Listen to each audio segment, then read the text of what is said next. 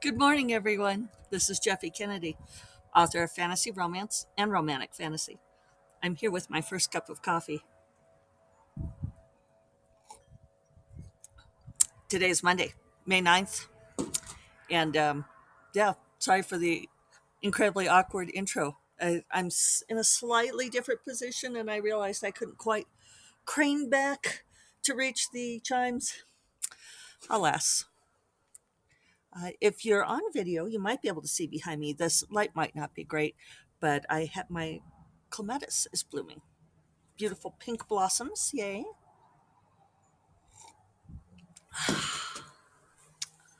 Yeah, so everything's bright and shiny here. A little bit cool breeze blowing this morning, but getting the cool in. Supposed to warm up later today. Windy again today.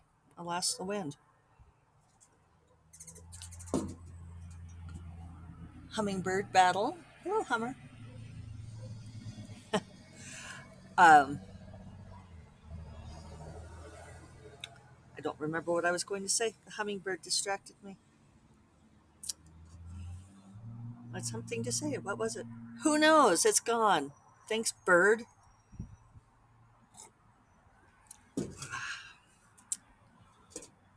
So, like all thoughts have fled my head. I'm trying to think of what's going on here. Windy. Oh, I know what it was. I'll share it on the show notes. I posted it to social media before, but I think social media hates me. Have you guys been noticing this? Like, I post stuff to Facebook and Twitter, like even pictures and original content with no links, all the things I'm supposed to do. And like, I get likes, but nobody's commenting. Maybe nobody has bandwidth to comment. Maybe we're all just so freaking fed up with everything that's going on, um, like trying to relying on law from the 1700s to enact current law. I haven't ranted about that on here. I feel like we've all heard enough elsewhere. Anyway, it was the fire incident report from the fire that's up near Las Vegas, New Mexico, about an hour north of here. I was looking at it just to see because they may have to evacuate the city of Las Vegas, New Mexico, not Las Vegas, Nevada. But still, the fire's coming real close, and they're having to evacuate people from the surrounding towns.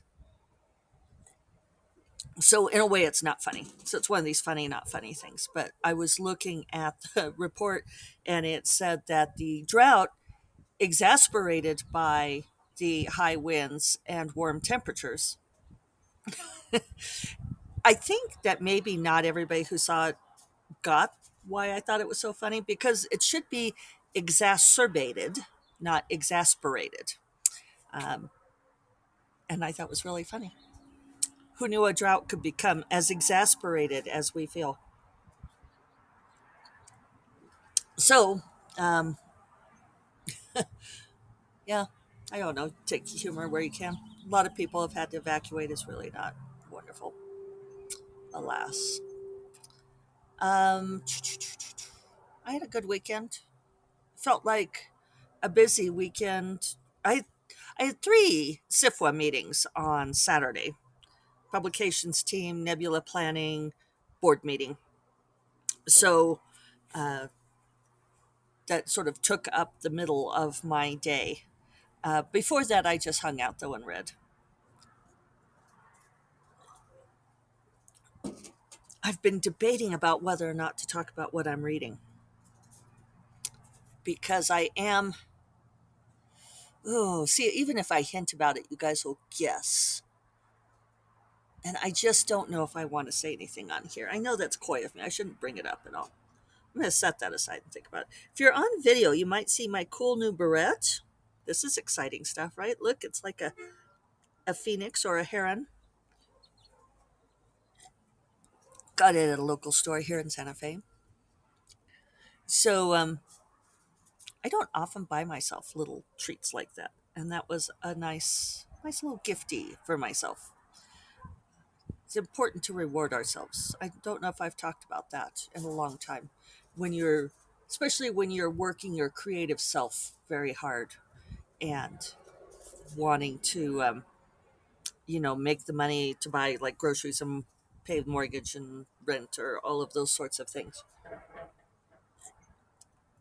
I had a decent wake up call yesterday. I was insensitive to some newer writers in a way that I really try not to be, and it didn't occur to me. But one of the gals was saying that she hadn't been able to find any good writer conferences in Florida. And I said, well, what about NINC, Novelists Incorporated, which has their conference in St. Petersburg? And she was like, what? That's 20 minutes away from me. And she ran off to get it. And then she sent back a picture of her face when she read the membership qualifications for NINC because uh, Desert Ravens are busy this morning too. Uh, because you have to be a member of NINC to register for the conference, and I'm a member, and it was it was like a no big deal for me to become a member, but the membership qualifications are steep. She's like, I just published my first book, I have nothing yet, and it's they are steep. They're a lot steeper than SIF was. But NINC was formed by kind of a spin-off group from RWA that felt like there were too many wannabes in the organization. And so they uh, made it steep because they wanted it to be like writers who were more advanced in their career. And so I did say to these gals, I said, it took me a long time too. And I forget. I do forget how much water is under the bridge for me. Maybe that's part of the champagne problems. You get to a point where you you're focused on what you're, eyes forward, what you're trying to achieve next, what you're trying to do, and you don't always, or at least I don't always take that moment to look back at how very far I've come. And I think it's a good reminder for me, that those membership qualifications were easy for me to make. They're not easy for everybody, especially when you're first starting out. But that reminds me of a conversation that we've been having at SIFWA, and I feel like it's okay for me to talk about this because I've been talking about it openly with a bunch of people. But there is, and I can't. Maybe I've even talked about it on the podcast before. Forgive me if I've forgotten. I should say I did spend a couple of hours revising on the book yesterday. I'm getting a little bit worried about finishing it on time. This is probably also right on schedule.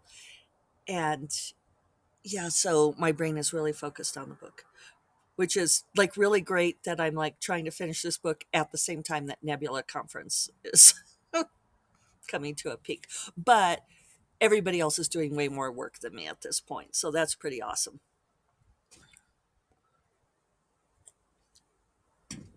So yeah, there's an interesting thing in the science fiction and fantasy community where they talk about being a professional writer, which is very important. That's part of our mission. I'm totally behind that. And then they talk about stuff being fan based. And it's interesting to me that the science fiction and fantasy community really, they talk about fan run conventions, fan awards. The romance community doesn't talk about fans in the same way, even though, like the RT convention was all about readers, and there are other conventions that are reader conventions, but we don't say fan in the same way that science fiction and fantasy community does. And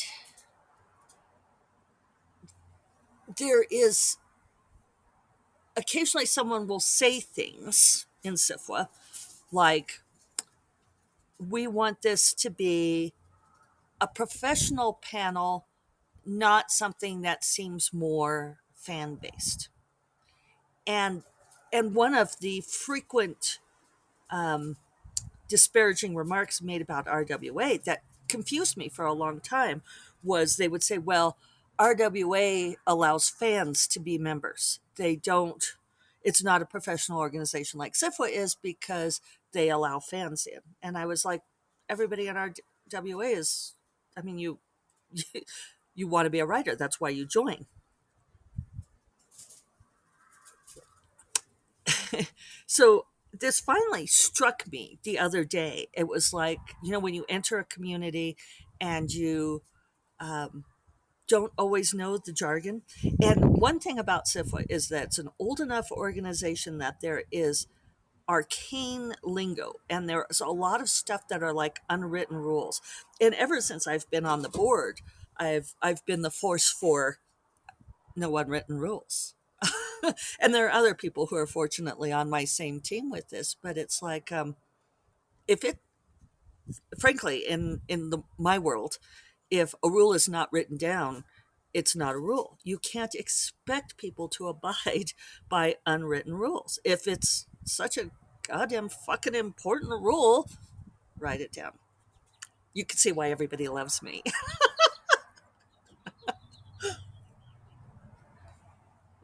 So we've run into this before where we've had like people violate unwritten rules, and then everybody's like, oh, censure them, they're bad and wrong because they broke this rule. And I'm like, how were they supposed to know it was a rule? And they're like, well, everybody knows. I don't know, it's like this insular community thing. Part of the things we're working to change, and it has changed a whole lot just in my time. um, but so this, like, suddenly the lingo was illuminated for me, an epiphany. Now I understand scrambled eggs. If you don't get that joke, you haven't been listening to this podcast long enough. Um, if you want me to, you can ping me and I'll explain it. it yeah, I won't explain it here. But I was testing my theory out with someone else. I said, this has occurred to me that when people say in SIFWA say that something is fan based as opposed to professional, they're referring to aspiring writers as opposed to established writers. And and she looked at me and she's like, well, yes. My God. Duh. So that's why when they're like hurling this accusation at RWA allowing fans in, what they mean is that the RWA has no bar for membership. And if you're an aspiring writer with no cred whatsoever, you can join. So somehow, I don't know, it would be one of you sociologists out there. I would love for you to retrace this history of how this became a thing of calling people who want to become writers fans. I mean, in some ways, I could see the trajectory, right? Because all writers start out as enthusiastic readers, right? So, okay, I'm going to touch on this thing that I'm reading. Uh, I don't, I don't want to annoy certain people. Is my hesitation here. Um, Somebody yesterday, when we were talking about something else entirely, but when I was chatting with some of these gals who entertain me, they always make me happy. And they were talking about something. I'm not even gonna. I'm gonna dance around it as much as possible. Tippity tap.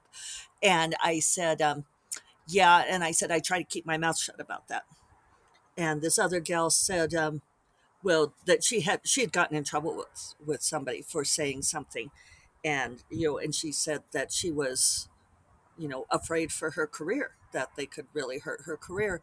And I said, well, I'm not afraid, but I do try to keep my mouth shut on some things because I am aware. And they said, well, if we, unless people like you tell us, then how are we supposed to know? And I'm like, yeah, I know, I try to walk this line, but sometimes I just give my opinion and say, yeah, I don't think that you need to be involved with that. And then I do my little zipper face. Um, I am aware that my babblings here or anywhere that that I am even though I say opinions my own, that I do also represent SIFWA to some extent. And I don't want anybody to think that my opinions are SIFWA's opinions. And so I try to be careful. Also, I'm careful about what I say on record. And I said that to these gals. And it's hard because it's been pandemic. But, I said, it's a standing thing. Buy me a drink. You even wouldn't have to buy me a drink because odds are I'd already have one at the bar. And I will tell you in person anything you want to know. It's just, I don't want stuff in print where somebody can come back and say, did you slam this person? Because even though I'd say, well, I think they deserve it, um, some things are worth it, some things aren't. So, so anyway, I'm doing a reread of a series that I read first. It's pretty extraordinary, really. This was one of the first books I ever bought on my brand new Kindle back in the day, and I'm not going to give a year, so you guys can't sleuth out what I'm reading. But because I know how y'all are, and I loved this book. I love this book, and I love this series until I felt like the series kind of went off the rails. So that could be any number of series, right? um, but yeah, I remember I got that Kindle for Christmas from my mother. They were very expensive then. And thank you, Mom. And I bought 3 books, and this was one of them. Bought them on my Kindle. You guys, it was like, wah! The angels were singing. It was the best thing. And one of the best things is that at the end of this book, I had to read the next book, and I could read it immediately. And all you kids out there who don't know what it was like when we didn't have remote controls, um, there were so many times when you had to wait so long to get the next book in the series, and not because it wasn't out, because you couldn't find it anywhere. Doing things like interlibrary loan, there was no online ordering of any sort. Dinosaurs roamed the earth. You had to watch out so that you didn't get eaten by the Tyrannosaurus Rex on the way to the newsstand.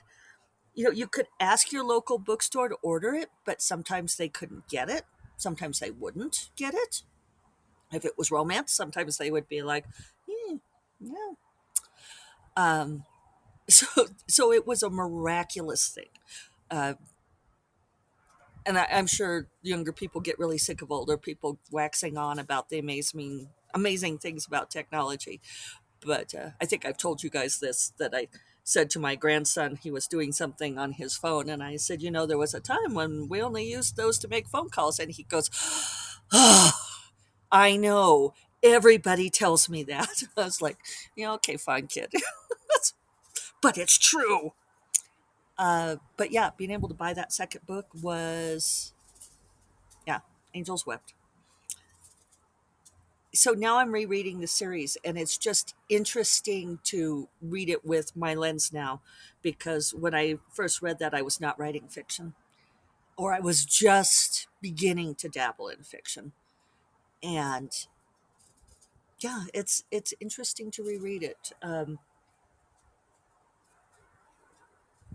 Yeah, and that's all I'm going to say at this point. I'm not going to talk about what my trigger was to start reading this or other thoughts. Maybe I will later. I don't know.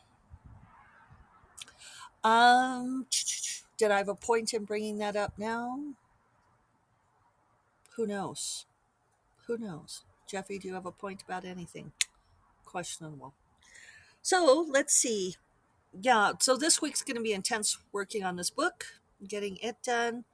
Um, the revision's going fine. That's weird. This is a weird book. Do I say this every single time, don't I? Um, but yeah, this is a different kind of book. I don't even know what more to say about it than that. I mean, the revision is going fine, but I keep worrying that I don't even know what I'm worried about on it. It's just not following the trajectory that I expected. Uh, Somebody asked if last week I made the reference to the Groundhog Day loop. No, I'm not doing that with Lena and Rye. I had, I almost wish I had. It's too late now because that would have been an entertaining thing to do. But no, it's more that they're making incremental progress. But it is, you know how when you're trying to figure out a relationship like that, you just do a lot of retreading and falling back into bad habits. So, anyway, it's moving forward. I'm I'm making progress on this revision. I think I have something like 100 pages still to revise, and then it may be longer. This is my concern. Is it's looking like instead of being the 95,000 words I wanted, right now the beats are looking more like 102,000. Fuck me. So yeah, I could always push the date out. I could, extend the release date by a week, but I really want this release in May. Get that money in May. Um, Maybe that's not as that important. We shall see. So anyway, I'm gonna go get to work instead of babbling on about it. Hope you guys are ready to kick off your Monday. Have a good week, and I'll talk to you all tomorrow. Take care. Bye bye.